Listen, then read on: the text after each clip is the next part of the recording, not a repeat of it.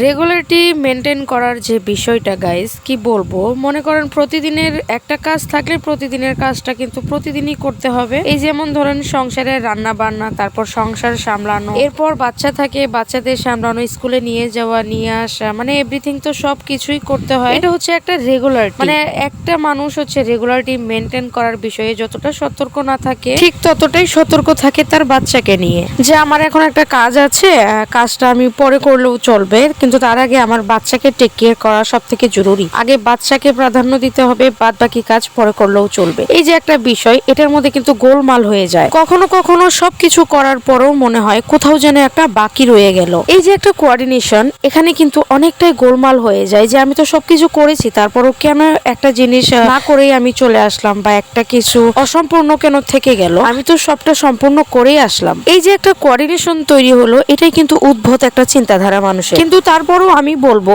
এই চিন্তাধারার মধ্যে দিয়ে যতটুকু আপনি সাফার করতে পারবেন ততটুকুই করবেন, কারণ অতটুকুই আপনার জন্য বরাদ্দ আছে। সব বিষয়ে সাফার করতে গেলে ওইরকম সাপোর্টিভ মানুষ লাগে। সাপোর্টিভ মানুষ ছাড়া একটা জিনিস আপনি কখনোই নিজের ইচ্ছাতে করতে সাহস পাবেন না, সেটা যে কোনো বিষয়ই হোক না কেন। মানে আমি বলতে চাইছি না যে সাপোর্টিভ মানুষ এমন না যে আপনার কথায় উঠবে বসবে, বা আপনি ভুল কিছু বলতেছেন তারপর ওই ভুল পথে আপনার সাথে সেও চলতেছে, মানে এরকম সাপোর্টিভ হওয়ার দরকার নেই। সাপোর্টিভ ওই রকম হওয়া ভালো যতটুকু তার কথায় গুরুত্ব থাকবে, মূল্যবান কিছু কথা থাকবে আপনার সাথে, তার শেয়ার যায়, সে আপনার সাথে ভালো কিছু শেয়ার করলে তার সাথে আপনি একমত হতে পারবেন। সাপোর্ট হচ্ছে এইরকম একটা বিষয়। সাপোর্ট আমি ওইটাকে বলবো না যেটার মধ্যে যৌক্তিক কোনো কিছুই নেই। আমার বিষয়টাও হচ্ছে এইরকম, মানে আমার সাপোর্টিভ মানুষ আছে জন্যই আমি সবকিছু করে আর কি স্বাধীনভাবে করতে পারতেছি, সবকিছু মেনটেন করে চলতে পারি। কিন্তু এই মেনটেনের মধ্যেও কিন্তু কিছু অভিজ্ঞতা দক্ষতা থাকতে হয়, যেটা একটু হলো আমার মধ্যে আছে। পড়াশোনা করে একটা প্রতিষ্ঠানে জব করে বাচ্চা কাচ্চা সামলানো, সংসার সামলানো, তারপরে এভরিথিং সবকিছু মিলিয়ে হচ্ছে মানুষের জীবন। সো আমি বলবো